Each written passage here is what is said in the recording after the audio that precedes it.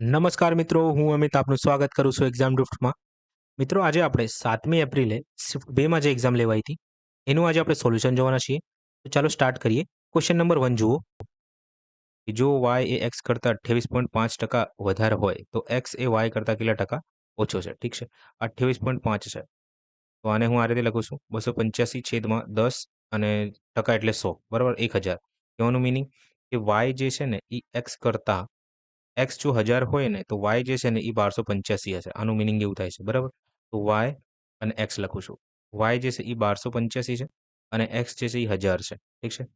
ગુણોત્તર લઈ લઈએ આપણે, પછી કમ્પેરિઝન કરશું બરાબર, સરખામણી કરશું આપણે. આને હું 5થી ભાગ કરું તો અહીંયા 200 આવશે અને 5થી ભાગ કરું છું તો 5 દુ 10, 2 વધ્યું 5 વારમાં અને 7 વારમાં 257.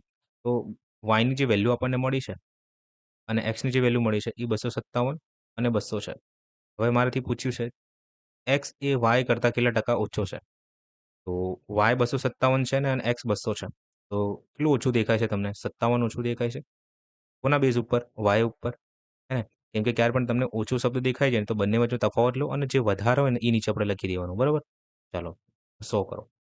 તો હવે કેલ્ક્યુલેશન છે આની અંદર. આ રીતે કરીએ આપણે. 57 ભાગ્યા 257 ભાગ્યા 5700. ઠીક છે. તો 257 ગુણ્યા હું 2 કરીશ તો લગભગ 1, 4 અને 514 જેવું જવાબ આવશે. અને હજી આપણે 57 એડ કરી દઈશું ને તો અહીંયા 571 થઈ જશે. ઠીક છે. તો અહીં તમારે 2 વાર લેવું પડશે. તો અહીં હું લખું છું 514 બરાબર. અને માઇનસ કરીશ તો જવાબ મારું 560 આવે છે. સેમ 557 257 ગુણ્યા 3 કરીશ તો લગભગ મારો જવાબ 571 થઈ જશે. અહીં 560 જોઈએ મારે, તો હજી 22 લેવું પડશે મારે, હજી 2 વાર. તો અહીં જવાબ આવે છે 514 સેમ. ઠીક છે. તો 22 ખાલી એક જ જગ્યા મને દેખાય છે. ઠીક છે. થોડીક કેલ્ક્યુલેશન હતી એમાં, બાકી થઈ ગયું. ઓકે, ચાલો આગળ વધીએ આપણે. આ વાંચો સમીકરણો 4x - 8y = 5 અને -8x + 16y = 5 ની જોડમાં ખાલી જગ્યા છે. ઓકે મિત્રો, આ કન્સેપ્ટ તમને ખબર છે કે આ જે છે ને આ સમીકરણોનો જે સહગુણકો હોય એમનું તમે ગુણોત્તર લેશો બરાબર. તો a1/a2 = b1/b2 = c1/c2 આવું તમને જોવા મળે બરાબર. તો તમે આને બે રીતે કહી શકો છો. એક તો તમને આનો એક ગ્રાફ મળશે અને એક છે ઉકેલ મળશે. ઠીક છે. આનો જે ઉકેલ હશે ને એ અનંત હશે. ઠીક છે. અને જે ગ્રાફ હશે ને એ સંપાતી હશે, એટલે કે કોઇન્સાઇડ હશે. કોઇન્સાઇડ. ઠીક છે. Second, a1/a2 = b1/b2 = c1/c2. હવે આમાંથી એક જે છે ને સમાન ના હોય તો ત્યારે સેમ તમને એક ઉકેલ મળશે અને એક ગ્રાફ જોવા મળશે આનું બરાબર. ગ્રાફ જે છે એ સમાંતર હશે. ગ્રાફ જે છે એ સમાંતર હશે અને ઉકેલ જે હશે ને કોઈ ઉકેલ નહીં મળે. કોઈ ઉકેલ નથી. ઠીક છે. અને હજી એક હોય છે, અહીં લખું છું કે a1/a2 = b1/b2 = c1/c2. આમાંથી ત્રણેય સરખા ના હોય બરાબર. ત્યારે સેમ એક ગ્રાફ મળશે તમને અને એક સોલ્યુશન એટલે કે ઉકેલ મળશે. આમાં આવશે યુનિક સોલ્યુશન એટલે કે ઓનલી વન સોલ્યુશન, કે એક ઉકેલ તમને મળશે. અને જે ગ્રાફ હશે એ છેદતી રેખાઓ હશે, રેખાવાળો ગ્રાફ હશે. ઠીક છે. જેને ઇન્ટરસેક્ટિંગ લાઈન કહેવામાં આવશે. રેખાઓ. ઠીક છે. તો સેમ ચાલો આપણે કમ્પેરિઝન કરી જોઈએ. અહીંયા 4/-8 આ બરાબર છે, -8/16 આ બરાબર છે. આ જુઓ, આ 5 છે ને આ બાજુ હોય છે -5 થઈ જશે. આ 5 છે આ બાજુ હોય ને -5 થઈ જશે અને બરાબર 0 હશે. ઠીક છે ને. ચાલો, તો આ -5/-5. તો આને સોલ્વ કરશો તો -1/2 આવશે. અહીં સેમ -1/2 આવશે, પણ અહીં જે છે ને 1/1 જવાબ આવે છે તમારો. તો આ સરખું નથી, ખાલી આ બે તમને સમાન જોવા મળે છે. સેમ આ વાળી કન્ડિશન અહીં તમને જોવા મળશે. ઠીક છે. કોઈ એક સમાન નથી આમાં. તો આનો જે ઉકેલ હશે ને કોઈ ઉકેલ નથી. આ તમારો જવાબ હશે. અને જો આમાં ગ્રાફ પૂછી લે બરાબર, તો ગ્રાફ કેવું બનશે? આમાં સમાંતર મળશે બરાબર. આ વાંચો બે મિત્રો એ અને બી અનુક્રમે ₹3 લાખ અને 6 લાખના પ્રારંભિક રોકાણ સાથે વ્યવસાય શરૂ કર્યો. વર્ષના અંતે નફો ₹24,000 હતો. એ અને બી નો નફાનો ભાગ શોધો. ઓકે, આ 3 લાખ છે અને 6 લાખ છે. એટલે જવાબમાં જે છે ને મિત્રો પ્રોફિટ જે છે આ 3નું 2 ગણું એટલે આ 1 હશે તો આ 2 હશે પ્રોફિટ. કંઈક આવું હોવું જોઈએ. તો 8 છે, અહીં 6 છે, 2 ગણું દેખાય છે. યસ, આ હોઈ શકે છે. આ 16 છે, આ 8 ના, આ નથી. આ 7 છે, અહીં 14 ના, આ નથી. આ 6 છે, 18 ના, નથી. આ આપણો જવાબ હશે. શું કર્યું મિત્રો? મિત્રો તમને ખબર છે ને કે પ્રોફિટ બરાબર શું હોય છે? ઇન્વેસ્ટમેન્ટ ઇન્ટુ ટાઈમ હોય છે. ઠીક છે ને? એટલે કે નફા બરાબર ઇન્વેસ્ટમેન્ટ એટલે રોકાણ ગુણ્યા સમય. બરાબર? તો અહીં લખું છું ઇન્વેસ્ટમેન્ટ એટલે રોકાણ, અહીં લખું છું ટાઈમ અને અહીં લખું છું પ્રોફિટ. ઇન્વેસ્ટમેન્ટ જે છે અહીં 3 છે, અહીં 6 છે. ટાઈમ જે છે એ 1-1 વર્ષનું છે. ઠીક છે? આ બેનું હું ગુણોત્તર લઈ લઉં છું. ઠીક છે? તો 3 એકા 3, 6 એકા 6. ઠીક છે? તો 6 અને 3 ટોટલ જોવા જઈએ જે પ્રોફિટ થાય છે એ 9 યુનિટનું થાય છે. હવે આ 9 યુનિટની વેલ્યુ જે છે ને એ 24,000 બરાબર છે. ઠીક છે? તો 3 યુનિટની વેલ્યુ ક્લિયર દેખાય છે કે જે 3 યુનિટની વેલ્યુ હશે એ 8,000 હશે અને 6 યુનિટની જે વેલ્યુ હશે ઈ આનું 2 ગણું એટલે કે 16,000 હશે. પૂરું થઈ ગયું. આ તમારો જવાબ છે. ઓકે? ના ખબર પડે તો ત્રિરાશી યુઝ કરી લેજો કે 9 યુનિટ બરાબર 24 છે. ઠીક છે? તો 3 એટલે કેટલા? 3 થી ભાગ કરશો 3 એકા 3, 3 થી 2 વારમાં. સોરી 3 થી 3 વારમાં. 3 થી ભાગ કરશો તો અહીંયા 8 આવશે. ઠીક છે? પૂરું થઈ ગયું. આગળ વધીએ આપણે. આ દાખલા વાંચો. વિકાસ અને મોહન એક કામ સાથે મળીને 8 દિવસમાં પૂરું કરે છે. જો વિકાસ એકલો તે 10 દિવસમાં પૂરું કરી શકે, તો મોહન એકલો તે કેટલા દિવસમાં કરશે? ફોર્મ્યુલા યુઝ કરી શકો છો. એલસીએમ મેથડ યુઝ કરો. બરાબર છે બંને. ઠીક છે? ફોર્મ્યુલા કંઈક આ રીતનું છે. XY છેદમાં X માઇનસ Y. ઠીક છે? Xની જગ્યાએ 10 લખો, Yની જગ્યાએ 8 લખો. ઠીક છે? અહીં 10 માઇનસ 8 કરો. તો 80 છેદમાં 2. 2 થી ભાગ કરશો તો તમારો જવાબ 40 આવશે. ઠીક છે? એલસીએમ મેથડ વિકાસ અને મોહન 8 દિવસમાં કાર્ય કરે છે. વિકાસ આ કાર્યને 10 દિવસમાં કરે છે. 8 અને 10નું જે લસા થાય છે એ 40 થાય છે. 40 ને 8થી ભાગ કરશો તો અહીંયા 5 આવશે અને અહીં ભાગ કરશો તો 4 આવશે. કહેવાનું મીનિંગ વિકાસ જે છે ને 4ની કાર્યક્ષમતાથી કાર્ય કરે છે, તો મોહન જે છે ને 1ની કાર્યક્ષમતાથી કાર્ય કરશે.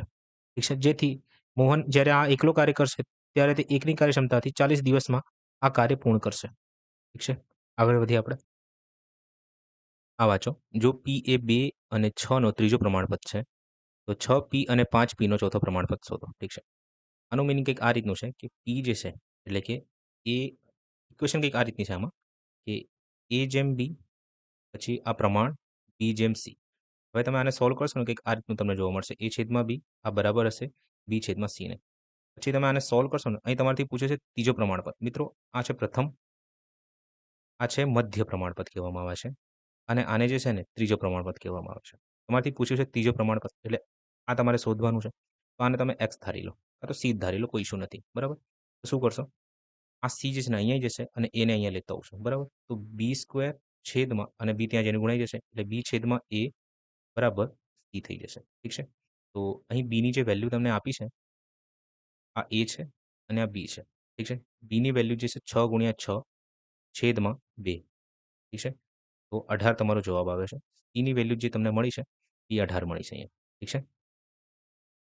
Cની વેલ્યુ 18 છે. ચાલો હવે અહીં જુઓ. એવું કીધું છે મને કે ચોથો પ્રમાણપદ. હવે આ વખતે 4 સંખ્યાઓ છે એમ તમે ધારી લો. A જેમ B જેમ પ્રમાણ પછી C જેમ D. તમે આને સોલ્વ કરશો ને કંઈક આ રીતનું તમને જોવા મળશે. A છેદમાં B બરાબર છે C છેદમાં D ના. ઠીક છે? ચાલો તો આ પ્રથમ. ઠીક છે? આ પ્રથમ પદ, આ દ્વિતીય એટલે બીજો પ્રમાણપદ અને આ ત્રીજો અને આ ચોથો. બરાબર છે? એટલે ફાઇન્ડ કરવાનું છે તમારે. તો અહીં હું લખું છું 6 છેદમાં P. Pની જગ્યા 18, Cની જગ્યા 5 લખું છું અને D મારે ફાઇન્ડ કરવું છે એટલે X લખું છું. ઠીક છે? તો X બરાબર 18 ગુણ્યા 5 છેદમાં 6. 6 એકા 6, 6 થી 3 વારમાં 5 થી 3 એટલે 5 ગુણ્યા 3 એટલે કે 15. 15 તમારો જવાબ. ઠીક છે? આ વાંચો. એક યુવક 26% અંતર કાર દ્વારા, 24% બસ દ્વારા, 25% અન્ય સાધન દ્વારા અને તે બાકીનું 140 કિમી અંતર સાયકલ દ્વારા કાપે છે. ઓકે, એક કામ કરીએ મિત્રો, આપણે ધારી લઈએ કે ટોટલ જે અંતર કાપ્યું છે ને એ 100% છે. ઠીક છે ને? ચાલો. અહીંથી અહીં સુધી જે અંતર કાપ્યું છે એ 26 છે. અહીંથી અહીં સુધીનું જે અંતર કાપ્યું છે એ 24 છે. અહીંથી અહીં સુધીનું જે અંતર કાપ્યું છે એ 25 છે. ઠીક છે? બાકી કેટલું રહી ગયું? 26માં 24 50, 50માં 25 75 એટલે હવે 25% બાકી રહી ગયું હશે. ઠીક છે? અહીં 25% વાળું જે અંતર કાપે છે એ 140માં કાપે છે. ઓકે? તો બસ આ બધા જે છે સેમ જ છે, સમાન છે. તો હું કંઈક આ રીતે કરું છું કે 25%ની વેલ્યુ જે છે એ કોના બરાબર છે? 140 બરાબર છે. તો 100%ની વેલ્યુ કેટલી હશે? કમ્પેર કરી દો, ત્રિરાશી યુઝ કરો. ઠીક છે? તમે ગુણાકાર કરી લેજો. બાકી હું કંઈક આ રીતે કરું છું કે આ 25 છે, આ 100 છે. આ આનું લગભગ 4 ગણું છે. ઠીક છે? 25 ગુણ્યા 4 કરું તો 100 આવે છે. તો આનું બી જે જવાબ હશે ને એ 4 ગણું થશે. તો 14 ગુણ્યા 4 560 એટલે 56 થાય છે. 14 ચોક 56 અને 560 તમારો જવાબ આવશે. ઠીક છે? ચાલો આગળ વધીએ આપણે. આ વાંચો. 1 કલાકમાં એક હોડી પ્રવાહની દિશામાં 32 કિમી અને પ્રવાહની સામે 12 કિમી જાય છે. સ્થિર પાણીમાં હોડીની ઝડપ શોધો. ઓકે. અહીં 1 કલાક મેન્શન કર્યું છે, એટલે સમય મેન્શન કર્યું છે અને અહીં ડિસ્ટન્સ એટલે અંતર છે. તો અંતર છેદમાં સમય એટલે ઝડપ એ આપણને ખબર છે, બરાબર? તો આ પ્રવાહની દિશા છે, એટલે કે ડાઉનસ્ટ્રીમની વાત કરે છે. આ પ્રવાહની સામે છે, એટલે કે અપસ્ટ્રીમની વાત કરે છે. એટલે વિરુદ્ધ દિશાની વાત કરે છે. વિપરીત દિશાની વાત કરે છે. ઠીક છે? તો ડાઉનસ્ટ્રીમ બરાબર 32/1 ઝડપ મળી ગઈ તમને. અપસ્ટ્રીમ બરાબર 12/1 આ તમને ઝડપ મળી ગઈ, બરાબર? હવે તમને ખબર છે કે જ્યારે ડાઉનસ્ટ્રીમ એટલે પ્રવાહની દિશા પ્લસ પ્રવાહની વિરુદ્ધ દિશા છેદમાં 2 કરીશ ને તો શું મળશે મને? હોડી એટલે કે બોટની ઝડપ મળશે મને, બરાબર? સેમ D - U છેદમાં 2 કરીશ ને તો મને પ્રવાહની ઝડપ મળશે, બરાબર? જેને સ્ટ્રીમ કહેવામાં આવે છે. આ કન્સેપ્ટ ખબર હશે એવું ધારું છું, બરાબર? તો બસ અહીં મારાથી પૂછે છે કે હોડીની ઝડપ 32 માં 12 44 44 છેદમાં 2 કરી દો તો 22. આગળ વધીએ આપણે. આ વાંચો. પદાવલી 5xy² + 2x² - x ની ઘાત 5 + 2xy² માં xy સ્ક્વેરનો સહગુણક ખાલી જગ્યા છે. સહગુણકની વાત કરીએ xy²ની. તો અહીં 2 અહીં 5 એટલે ટોટલ 5xy² + 2xy² એટલે કે 7xy² થાય છે. ઠીક છે? આ છે સહગુણક. ઠીક છે ને? અને આ કઈ સંખ્યાઓ છે? ચલ સંખ્યાઓ છે. એટલે કે વેરિયેબલ્સ કહેવામાં આવે છે આને. હે ને? વેરિયેબલ્સ છે આ. અને ઇંગ્લિશમાં કોએફિશિયન્ટ કહેવામાં આવે છે. ઠીક છે ને? તો આપણો જવાબ 7 આવે છે. ચાલો આગળ વધીએ આપણે. આ વાંચો. A અને B અનુક્રમે 8 અને 10 દિવસમાં કામ પૂરું કરી શકે છે. જો તેઓ એકાંતરે દિવસે કામ કરે તો કામ કેટલા દિવસમાં પૂરું થશે? ઠીક છે. મિત્રો અહીં A જે છે એ 8 દિવસમાં, B જે છે એ 10 દિવસમાં. 8 અને 10 નું હું લસા લઉં છું એ 40 થાય છે. આ સમય છે, આ કાર્ય છે. તો ભાગ કરીશ તો અહીં મને કાર્યક્ષમતા મળશે. 40/8 40/10 તો એની જે કાર્યક્ષમતા આવી છે એ 5 આવી છે અને બીની કાર્યક્ષમતા જે આવી છે 4 આવી છે. ઠીક છે? હવે અહીં કંઈક સ્પેસિફાઈ કર્યું નથી કે કોણ પહેલાં આવે છે, તો આપણે ધારી લઈએ કે એ ફર્સ્ટ આવે છે કાર્ય કરવા માટે, બરાબર? કામ કરવા માટે. તો એ 1 દિવસમાં 5 યુનિટ જેટલું કાર્ય કરે છે. પછી બી આવે છે, એ 1 દિવસમાં 4 યુનિટ જેટલું કાર્ય કરે છે. આમ ટોટલ 2 દિવસમાં 9 યુનિટ જેટલું કાર્ય પૂર્ણ થઈ જાય છે, બરાબર? હવે મારે જે ટોટલ કાર્ય 40 કરવું છે. ઠીક છે? તો એક કામ કરું છું, આને હું 4 વડે ગુણી દઉં છું. આને 4 થી ગુણી દઈશ, બરાબર? તો 8 દિવસમાં જે કાર્ય પૂર્ણ થશે એ 36 જેટલું થશે. હવે નેક્સ્ટ કોણ આવે છે? એ આવે છે. એ આવશે અને કાર્ય કરશે. તો એ જે છે ને 1 દિવસમાં 5 યુનિટ જેટલું કાર્ય કરે છે. પણ મારે કાર્ય કેટલું કરાવવું છે હવે? ખાલી 4 કાર્ય જોઈએ છે. કેટલા દિવસમાં પૂર્ણ થશે? તો 4 યુનિટનું કાર્ય કેટલા દિવસમાં પૂર્ણ થશે? બસ તો ભાગ કરી દો. તો 4/5 દિવસમાં આ કાર્ય પૂર્ણ થશે. એમ ટોટલ અને તમે ભાગ કરશો તો જવાબ તમારો 0.8 આવશે. 0.8 દિવસમાં. ઠીક છે? બસ અહીંયા એડ કરી દો 0.8 અને તમારો જવાબ શું આવશે? 8.8 દિવસ. મિત્રો આ દાખલા વાંચો. નીચેનામાંથી કયો અપૂર્ણાંક સૌથી મોટો છે? ઓકે. 24/45 2/3 13/21 અને 5/8. હું આ દાખલાને 2 રીતે સોલ્વ કરું છું. તો પર્સન્ટેજના રીત અને સેકન્ડ છે ક્રોસ મેથડ. ઠીક છે ને? પર્સન્ટેજ એટલે ફોર ઇઝી કેલ્ક્યુલેશન આને હું એમાં 3 વડે ભાગ કરીને 8/15માં કન્વર્ટ કરી દઉં છું. ઠીક છે? ચાલો હવે પોસિબલ છે દરેક વસ્તુ. આ 8/15 છે. મને 1/15ની વેલ્યુ ખબર છે કેટલી થાય છે? એ 6.66 થાય છે. તો 8 ગુણ્યા 6.66 કરીશ ને લગભગ મારો જવાબ એપ્રોક્સની વાત કરું છું કે મારે નિયરેસ્ટ 50% જેટલું થશે. આ 2/3 છે બધાને ખબર છે કે આ 6 પોઈન્ટ એટલે 66.66 થાય છે. આ 13/21 મને 1/21ની વેલ્યુ ખબર છે. એ જે થાય છે 4.76 થાય છે. બરાબર? હવે 4.76 ગુણ્યા હું 13 કરીશ ને તો 13 ગુણ્યા 4 એટલે 52 અને 13 ગુણ્યા 76 કરવાનું રહેશે તો લગભગ 700 તો અહીંયા થઈ જશે. તો 60થી વધારે જવાબ આવશે. એપ્રોક્સની વાત કરું છું. ઠીક છે? અને 5/8 છે. તો આને હું સોલ્વ કરીશ ને તો બધાને ખબર છે કે 62.5 થાય છે. ઠીક છે? તો કોણ સૌથી વધારે દેખાય છે? 2/3 પૂરું થઈ ગયું. ચાલો આ રીતે ના કરવું, કાંઈ વાંધો નથી. ક્રોસ મેથડ જોઈ લો. કે 24/45 છે. કોઈ ઈઝી કેલ્ક્યુલેશન 8/15 રાખવાને. આ 2/3 છે. આ 13/21 છે અને 5/8 છે. આ ચારે વચ્ચે બોવલ કરાવો. એટલે બબ્બીની પેર કરો પહેલાં. આ બે વચ્ચે કોમ્પિટિશન કરાવો. હંમેશા આ રીતે કરો. 8 તરી 24, 15 દુ 30. કોણ સૌથી વધારે દેખાય છે? 2/3 તો આ વિનર થઈ ગયું. તો આ હારી ગયું. ઠીક છે? હવે આગળ આની જોડે બાજશે. 21 દુ 42, 13 તરી 39. કોણ સૌથી વધારે છે? 2/3 વધારે છે. તો આ ભાઈ કેન્સલ થઈ જશે. હવે 2/3 જે છે એ 5/8 જોડે બવાલ કરશે, બાજશે. તો 8 દુ 16, 5 તરી 15. કોણ વધારે દેખાય છે? 2/3. તમારો જવાબ. ઠીક છે? આગળ વધીએ આપણે. એના એક ભાગના 5/3. ચાલો, એના એક ભાગના 5/3 ના 1/4 ના 3/7 ના ભાગ 540 છે. એના ચાલો તો પછી ગણી લઈશું આપણે. 3 થી 3. ઠીક છે? તો એ બરાબર 7 ગુણ્યા 4 ગુણ્યા 540/5. ઠીક છે? અને હું 10/2 કરી દઉં છું. ઠીક છે? 5ની જગ્યાએ 10/2 લખું છું. 5ને તમે 10/2 લખી શકો છો. 0 થી 0 ઉડી ગયું. ઠીક છે? તો બસ હવે એની વેલ્યુ તમને આ મળી છે. હવે તમારાથી પૂછ્યું છે કે 4/7નું ઘનમૂળ શું છે? તો આ એ છે. એની વેલ્યુ જે છે 7 ગુણ્યા 4 ગુણ્યા 54 ગુણ્યા 2 છે. આનું તમારે 4/7નું ક્યુબ રૂટ ફાઇન્ડ કરવાનું છે. ઠીક છે? ચલો, આ 7 થી 7 કપાઈ ગયું. હવે આ 4 દુ 8 છે. ઠીક છે? 4 દુ 8. આ 54 છે. 54ને શું લખી શકો તમે? 9 ગુણ્યા 6. ઠીક છે? અને આ 4 છે. આ 4 અહીંયા તમને જોવા મળે છે. તો 4ને તમે આ રીતે લખી દો. 4 ગુણ્યા એટલે રહેવા દો, 4ને એમને રહેવા દો. ઠીક છે? ગુણ્યા 4. ચાલો. તો આ 8 છે તો 8 બહાર આવી જશે. 8નું જે ક્યુબ રૂટ થાય છે એ 2 થાય છે. ઠીક છે? 2 બહાર આવી ગયું. 9 છે અને આ 6 છે. તો 9 જે છે ને તમે આને આ રીતે લખી દો. 3 ગુણ્યા 3 અને 6ને તમે જે છે ને કંઈક આ રીતે લખી શકો છો. 6 ગુણ્યા 2. તો એટલે 3 ગુણ્યા 2. આ 3 છે. 9 એટલે તરી તરી 9 તરી 27 થશે. એટલે 3 બહાર આવી જશે. અહીંયા 3 આવી ગયું. એટલે ઘનમૂળ કરું છું એટલે બહાર કરી દેવાનું. જે 3 વાર દેખાય છે એને બહાર કરી દઉં છું. ઠીક છે? આ 2 છે, આ 4 છે. 4 દુ 8. 8 બહાર આવીને 2 બની જશે. તો 3 દુ 6 દુ 12 તમારો જવાબ. તો સમજાવવા માટે આ રીતે કરું છું. બાકી જાતે તમને ખબર છે કઈ રીતે કરવાનું છે. અંકિતાને 20 મીટર દોડાવવામાં જેટલો સમય લાગે છે એટલો જ સમય કારને 50 મીટર કાપવામાં લાગે છે.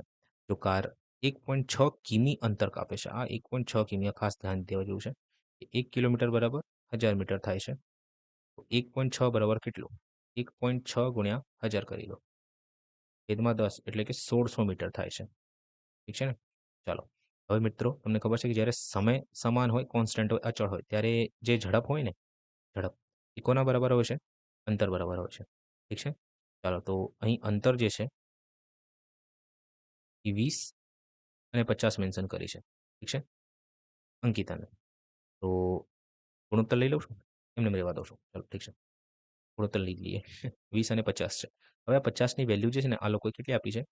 આ કાર દ્વારા ટ્રાવેલ કરે છે અને દોડવામાં જેટલો સમય લાગે છે તેટલો સમય કાર. તો આ રનિંગ છે. ઠીક છે? તો કારથી જે અંતર કાપે છે એ 50 યુનિટ જેટલું છે. અને જે આની જે રિયલ વેલ્યુ આપી છે ને એ 1600 છે. ઠીક છે? તો લગભગ આનું 32 ગણું દેખાય છે મને.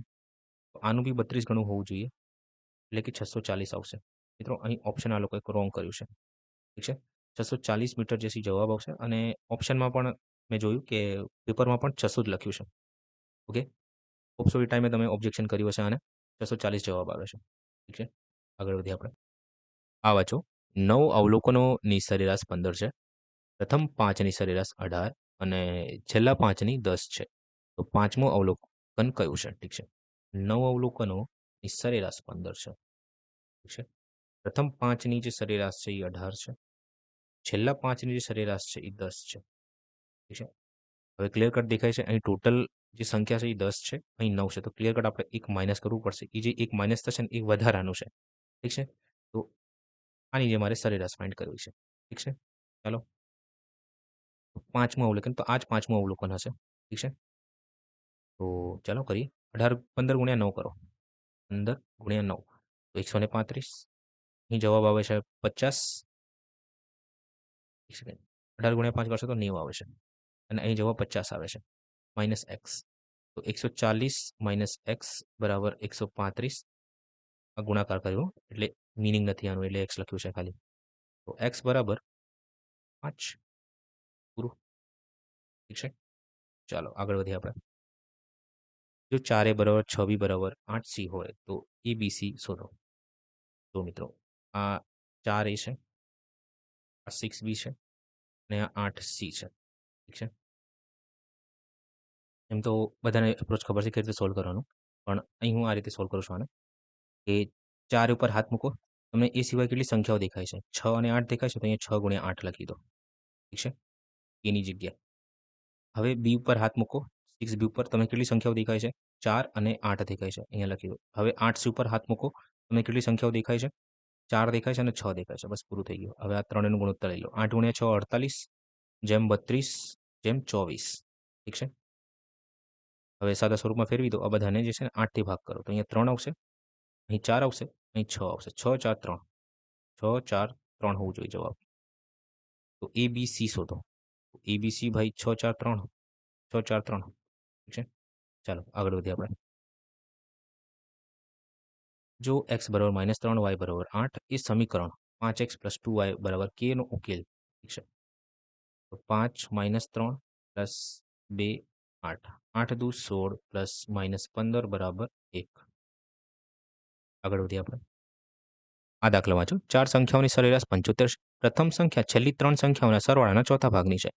પ્રથમ સંખ્યા કઈ છે? ઓકે, અહીં 4 સંખ્યા A, B, C મેં એવું ધાર્યું છે. આ 4 એનો જે સરવાળો છે ને, 75 ગુણ્યા 4 એટલે કે 300 છે. આ કેમ કર્યું? કેમ કે આ સરેરાશ છે, આ સંખ્યા છે. હવે સરેરાશ ગુણ્યા સંખ્યા કરશો તો સરવાળો તમને મળે છે. બરાબર? ચાલો તો એ જ વસ્તુ અહીંયા મેં લખી છે. આ 300 તમારો ટોટલ સરવાળો આવ્યો છે.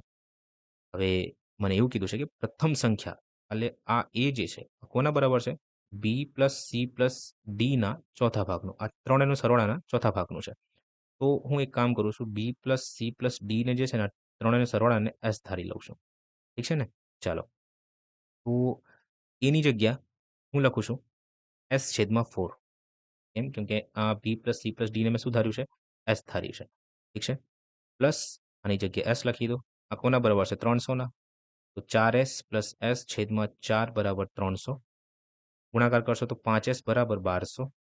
એસ બરાબર 5થી ભાગ કરશો તો અહીં જવાબ આવશે તમારો 240. શું પૂછ્યું છે તમારાથી? કે પ્રથમ સંખ્યા કઈ છે? તો એસ છેદમાં 4 એટલે 240 છેદમાં 4 કરી દો. 4થી 6 વારમાં 60 તમારો જવાબ છે. આ વાંચો. 1 ડઝન ટ્રાઉઝરની છાપેલી કિંમત ₹16,200 છે. 10% ડિસ્કાઉન્ટ આપવામાં આવે છે. તો 36-45માં કેટલા ટ્રાઉઝર ખરીદી શકાય છે? 16,200. 10% ડિસ્કાઉન્ટ એટલે 10ની વસ્તુ 9માં વેચો છો. તો જે તમારી વેચાણ કિંમત આવી છે એ 16 20 ગુણ્યા 9 છે. ઠીક છે. ચાલો આટલામાં તમે કેટલા ટ્રાઉઝર લઈને આવો છો? 12. કેમ કે 1 ડઝનમાં 12 વસ્તુ હોય છે. ઠીક છે. તો અહીં 12 ટ્રાઉઝર છે. ચાલો તો આ તમારી કિંમત છે અને આ ક્વોન્ટિટી છે. તો 36-45માં તમે કેટલી ક્વોન્ટિટી એટલે કે કેટલા ટ્રાઉઝર લાવશો? આ ક્વેશ્ચન છે. બસ 36-45 ગુણ્યા 12 છેદમાં 16 20 ગુણ્યા 9. ઠીક છે. ચાલો 9થી ભાગ કરીએ આપણે તો 9થી 4 વારમાં અહીં 0 અહીં 5 આવશે. ઠીક છે. ફરીથી હું 9થી ભાગ કરું છું તો અહીંયા 18 આવશે, કેમ કે 18 ગુણ્યા 9 કરશો તો 162 થાય છે. અહીં 9થી ભાગ કરશો તો અહીંયા 45 આવે છે. ઠીક છે. ચાલો હવે અહીં જે છે ફરીથી હું 9થી ભાગ કરું છું તો અહીંયા 2 આવે છે અને અહીં જે છે એ 5 આવે છે. ઠીક છે. પણ ખરેખર જોવા જઈએ તો અહીં જે છે ને 80 છે. ઓકે, તો આ 45 અને 180. તો 45 ગુણ્યા 4 કરીશ ને તો 180 આવે છે. 4થી ભાગ કરીશ તો અહીંયા 3 આવે છે. તો 3 તમારો જવાબ. ઠીક છે. આગળ વધીએ આપણે.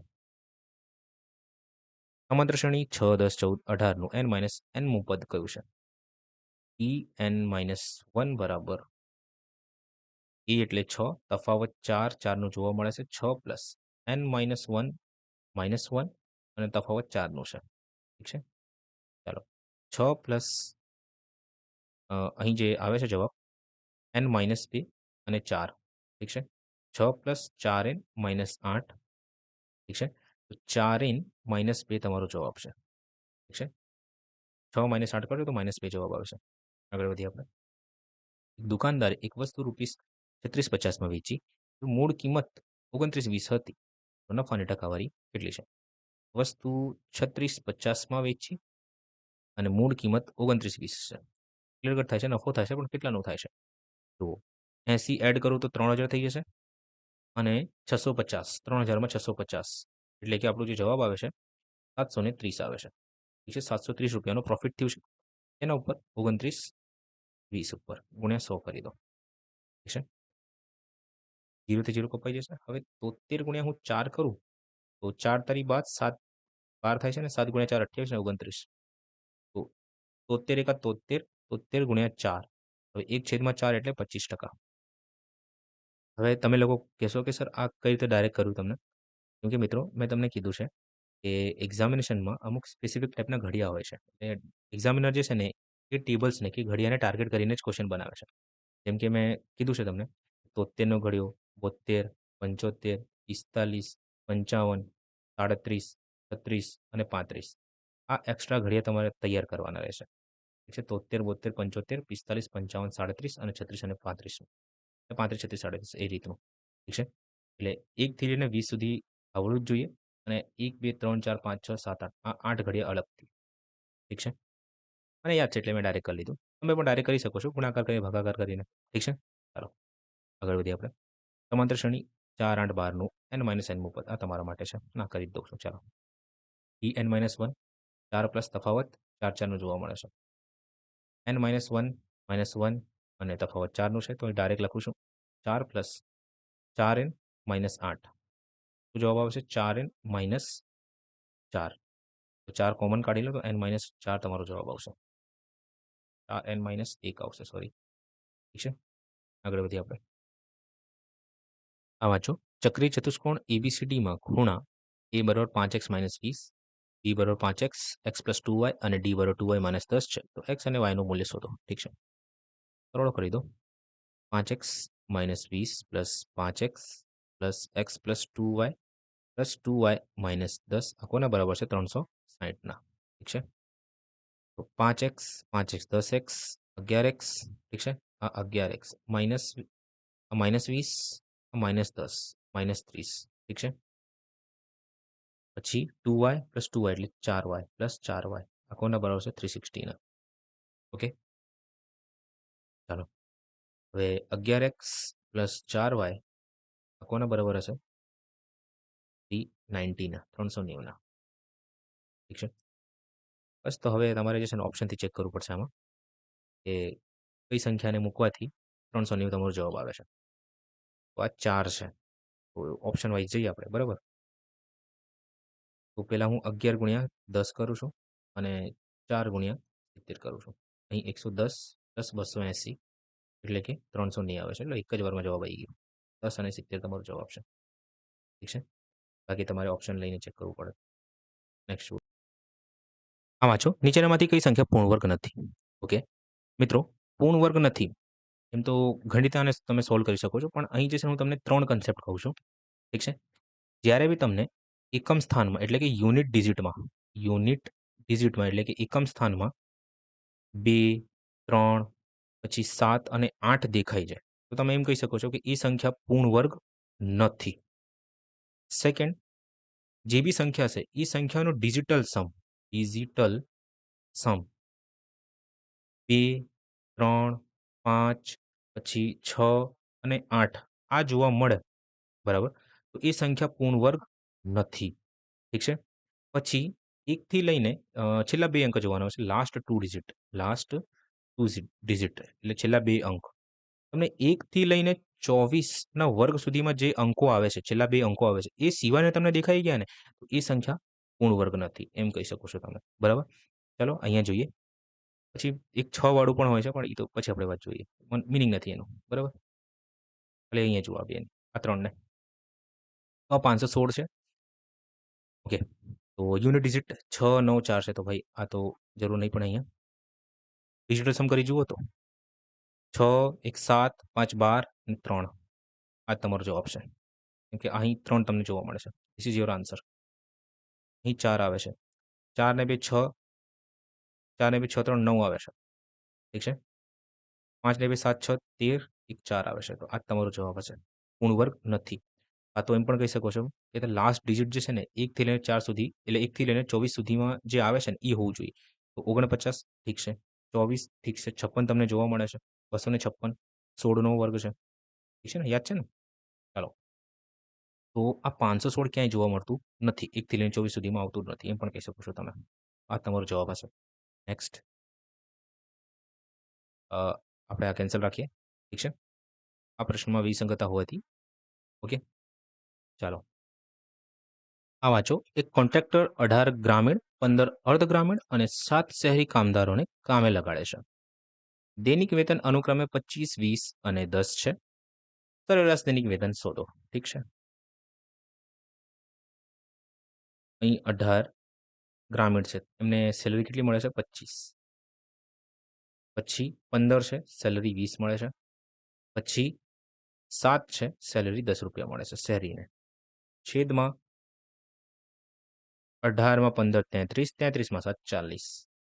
હવે 25 ગુણ્યા 18 કરો તો જવાબ જે આવે છે 25 ગુણ્યા એટલે 250, 250 માં 200 એટલે 450. 450 પ્લસ 300 પ્લસ 70 છેદમાં 40. ઠીક છે? એટલે ટોટલ 45 માં 30, 75 માં 70, 820. 820 છેદમાં 40 કરો. 4 થી ભાગ કરશો ને તો અહીં જવાબ આવશે 20.50.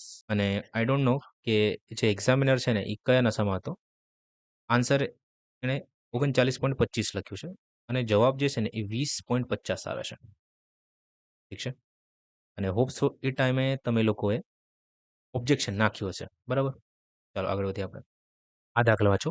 અમુક સમય પછી ચૂકવવા પાત્ર બિલની હાલની કિંમત ₹3300 છે અને સાચું વળતર ટ્રુ ડિસ્કાઉન્ટ ₹330 છે. બેન્કરનો નફો, બેન્કર ગેઇન શોધો. મિત્રો આ જે ક્વેશ્ચન જે છે આ સિમ્પલ ઇન્ટરેસ્ટનો ક્વેશ્ચન છે. તમે એમ કહી શકો છો. ઠીક છે? તો આમાં કન્સેપ્ટ શું છે એ જાણો. આમાં 3 ટર્મિનોલોજીસ છે. એક છે ટ્રુ ડિસ્કાઉન્ટ, એક છે બેન્કિંગ કે બેન્કર ડિસ્કાઉન્ટ અને એક છે બીજી કે બેન્કર્સ ગેઇન. એક એક્ઝામ્પલથી સમજીએ આપણે કે 2 વ્યક્તિઓ છે. વ્યક્તિ એ અને વ્યક્તિ બી. વ્યક્તિ એ ને ₹1000 ની જરૂર છે 2 વર્ષ માટે. તો વ્યક્તિ એ જે છે ને વ્યક્તિ બી થી પૈસા લે છે. પણ બી કન્ડિશન મૂકે છે, "ભાઈ તું મને 10% ની દરે જે બી તારા 2 વર્ષ પછી અમાઉન્ટ બને છે એ મને આપી દેજે." બરાબર? તો જોવા જઈએ તો ₹1000 ઉપર 2 વર્ષ માટે 10% ની દરે જે અમાઉન્ટ ટોટલ બને છે એટલે ₹200 એક્સ્ટ્રા આલવાનું થાય છે અમને. તો ટોટલ અમાઉન્ટ ₹1200 થાય છે. તો આ ₹1200 નો 2 જણા શું કરે છે બેંકમાં જઈને કોન્ટ્રાક્ટ તૈયાર કરી લે છે. શું કરે છે? કોન્ટ્રાક્ટ તૈયાર કરે છે. ઠીક છે? હવે આ બીને જે છે ને પૈસાની જરૂર પડે છે અને એને કહે છે કે ભાઈ હવે તું 2 વર્ષ નહીં મને 1 વર્ષની અંદર પૈસા આપી દે. હવે 2 જણા બેંકમાં જાય છે. તો બેંકમાં બેન્કર કહે છે કે અમારી જોડે જે છે એક બેંક ડિસ્કાઉન્ટિંગ ફેસિલિટી છે. હવે મિત્રો તમે ફેસિલિટી શબ્દ સાંભળો ને આનું મીનિંગ થાય છે કે બેંક કોઈ ચાર્જ લેશે. ઠીક છે? કેમ કે ફેસિલિટી આપે છે તમને. બરાબર? તો બેંક કહે છે કે ₹1000 ઉપર હવે 1 વર્ષ માટે 10% ની દરે જે ચાર્જ થાય છે એટલે કે જે રૂપિયા એક્સ્ટ્રા આલવા જોઈએ એ ₹100 છે. ઓકે? તો 1200 ની જગ્યા હવે આ ભાઈને જે મળશે ને એ ₹1100 મળશે. શું મળશે? ₹1100 મળશે. હે ને? તો આ જ વસ્તુનો બેંક કહે છે કે આ જે છે તમારું ટ્રુ ડિસ્કાઉન્ટ છે. શું છે? True discount. આ જે ₹100 જે છે ને ટ્રુ ડિસ્કાઉન્ટ છે. હવે બેંક ટ્રુ ડિસ્કાઉન્ટ આપી દે છે તો બેંકને તો નફો થવું જોઈએ. બેંક તો નફા માટે કાર્ય કરે છે. તો હવે બેંક શું કરે છે કે આ ₹1200 ઉપર એટલે જે કોન્ટ્રાક્ટ જેટલા રૂપિયાનું થયું હતું ને, આ ₹1200 ઉપર 10% ની દરે 1 વર્ષ માટે જે ચાર્જ બને છે, એ લે છે. તો જે ચાર્જિસ થાય છે એ 120 થાય છે. ઠીક છે? શું થાય છે? ₹120 થાય છે. તો આ ભાઈને જે પૈસા મળશે ને, એ 1200 માંથી 120 બાદ કરીને એટલે કે ₹1080 મળશે. ઠીક છે? હવે મિત્રો આ ₹1200 ને શું કહેવામાં આવે છે? Face value. શું કહેવામાં આવે છે? Face value. આ ₹1100 જે છે અને હાલની વેલ્યુ કહેવામાં આવે છે. એટલે કે પ્રેઝન્ટ વેલ્યુ છે. કેમ કે આને હાલમાં પૈસા જોઈએ. બરાબર? અને આ ₹100 છે, ટ્રુ ડિસ્કાઉન્ટ છે. આ ₹120 જે છે, આને જ કહેવામાં આવે છે બેન્કર ડિસ્કાઉન્ટ. શું કહેવામાં આવે છે? Banker discount. અને ટ્રુ ડિસ્કાઉન્ટ અને બેન્કર ડિસ્કાઉન્ટ વચ્ચેનો જે તફાવત જે છે, એને શું કહેવામાં આવે છે? બેન્કર ગેઇન કહેવામાં આવે છે. બેન્કર ગેઇન કહેવામાં આવે છે. ઠીક છે? તો આ હોય છે કન્સેપ્ટ. હવે આ જ કન્સેપ્ટની યુઝ આપણે અહીંયા કરીએ. તો ₹3300 જે છે, એ હાલની કિંમત છે. એટલે કે પ્રેઝન્ટ વેલ્યુ છે, ઠીક છે, 3300 રૂપિયા. અને આ પ્રેઝન્ટ વેલ્યુ પર જે ડિસ્કાઉન્ટ આપવામાં આવ્યું છે એ 330 રૂપિયાનું છે. તો પ્રેઝન્ટ વેલ્યુમાંથી એટલે પ્રેઝન્ટ વેલ્યુમાં તમે 330 રૂપિયા એડ કરી દેશો. તમને શું મળશે? ફેસ વેલ્યુ મળશે. છે કે નહીં? શું મળશે? ફેસ વેલ્યુ મળશે. એ કેટલી થશે? 3630 થશે. તો અહીં મિત્રો તમારે જે છે ને સૌથી પહેલા દર શોધવી પડશે, રેટ ફાઇન્ડ કરવું પડશે તમારે કે કઈ દરે આ ભાઈએ પૈસા આપ્યું છે અમને. ઓકે, ડિસ્કાઉન્ટ આપ્યું છે. તો 3330નું જે ડિસ્કાઉન્ટ જોવા મળે છે એ શેના ઉપર જોવા મળે છે? 3300 ઉપર. ઠીક છે, છેદમાં 100. 33 ભાગ કરો 10 આવશે. તો અહીંયા જે રેટ આવે છે એ 10% છે. રેટ જે છે 10% આપણને ખબર પડી ગઈ છે. આ 10% દરેક જગ્યાએ સેમ રહેવાનું છે, ફિક્સ રહેવાનું છે, બરાબર. તો હવે આ ફેસ વેલ્યુ ઉપર આપણને ખબર છે બેંક જે છે શું આપશે? બેંક ડિસ્કાઉન્ટ આપશે. આ તો ટ્રુ ડિસ્કાઉન્ટ છે. અહીં બેંક આપણને શું આપશે? બેંક ડિસ્કાઉન્ટ આપશે ફેસ વેલ્યુ ઉપર. છે કે નહીં? હે ને? રેટ કેટલી છે? 10 છે. તો આ 3630નું 10% કાઢશો તો 363 થાય છે. 363 થાય છે. તો અહીં જે અમાઉન્ટ થાય છે એ 3993 થાય છે. તો અહીં મિત્રો તમારે બેન્કર્સ ગેઇન ફાઇન્ડ કરવું છે. એટલે બીજી બરાબર બીડી માઇનસ ટીડી થાય છે. હવે મિત્રો યાદ રાખજો કે બેન્કર ડિસ્કાઉન્ટ જે છે ને એ હંમેશા વધારે હશે ટ્રુ ડિસ્કાઉન્ટ કરતા. યાદ રાખજો, ઠીક છે? મોસ્ટ ઇમ્પોર્ટન્ટ છે. તો બીડી માઇનસ ટીડી કરશો. તો બીડીની વેલ્યુ અહીં 363 છે. ટીડીની વેલ્યુ 330 છે. બાદ કરશો તો આપણો જે જવાબ આવશે એ 33 આવશે. ઠીક છે? આ વાંચો. એક મિશ્ર ધાતુમાં 18 કિલો ધાતુ એ અને 40 કિલો ધાતુ બી છે. મિશ્ર ધાતુમાં ધાતુ એની ટકાવારી કેટલી છે? મિશ્ર ધાતુની વાત કરે છે, એ પ્લસ બીની વાત કરે છે ટોટલ. તો ટોટલ જોવા જઈએ તો એ જે છે અહીં 18 છે, બી જે છે એ 40 છે, ટોટલ 58 છે. ઠીક છે? તો આ 58ની અંદર મારાથી પૂછ્યું છે કે એની ટકાવારી કેટલી છે? એની ટકાવારી 18 એટલે 100 કરી દેશો. 2થી ભાગ કરશો અહીંયા 9 આવશે, 2થી ભાગ કરશો અહીંયા 29 આવશે. 900 ભાગ્યા 29 કરી જુઓ તો 29થી ભાગ કરશો. ચલો કરીએ. 29 ભાગ્યા 900 તો 29 તરી 87. એક જ જગ્યાએ 3 છે. 3103 તમારો જવાબ છે. ઠીક છે ને? આગળ વધીએ આપણે. 2 થી શરૂ થતી અને 6 પર પૂરી થતી 4 અંકની સૌથી મોટી અને સૌથી નાની સંખ્યા વચ્ચેનો તફાવત શોધો. ઠીક છે? 4 અંકોની સૌથી મોટી અને સૌથી નાની. તો જોવા જઈએ 4 અંકોની સૌથી નાની સંખ્યા જે છે, સૌથી નાની સંખ્યા એ 1000 છે. અને સૌથી મોટી સંખ્યાની વાત કરીએ આપણે તો કઈ છે? 9999. હે ને? હવે આમાંથી સ્ટાર્ટિંગ જે છે ને 2 થી થવું જોઈએ અને એન્ડ જે છે એ 6 થી થવું જોઈએ. સેમ અહીં સ્ટાર્ટિંગ 2 થી થવું જોઈએ અને એન્ડ જે છે એ 6 ઉપર થવું જોઈએ. બરાબર? તો અહીં 0 હશે. 2006 સૌથી નાની સંખ્યા હશે. જેની સ્ટાર્ટિંગ 2 અને 6 થી થશે. લોજિકલ છે ને આ તો? અને અહીં જે સૌથી વધારે હશે ને એ 99 હશે. ઓકે? આ થોડુંક લોજિકલ હતું. તમારે આમ થોડુંક મગજ તો વાપરવું પડશે આમાં. તો 2996માંથી 2006 ને બાદ કરી દો. 0990. ઠીક છે? 990 તમારો જવાબ છે. આગળ વધીએ આપણે. અસ્મિતાએ ₹5000માં સાડી ખરીદી અને 6400માં વેચી. તો નફાની ટકાવારી 1400 છેદમાં 5000. જવાબ 28%. ઠીક છે? ચાલો 5થી ભાગ કરશો તો અહીં જવાબ શું આવશે? 28 આવશે. ઠીક છે? 1400માં કઈ સૌથી નાની સંખ્યા ઉમેરવી જોઈએ જેથી સરવાળો 55 વડે નીચે ભાગી શકાય?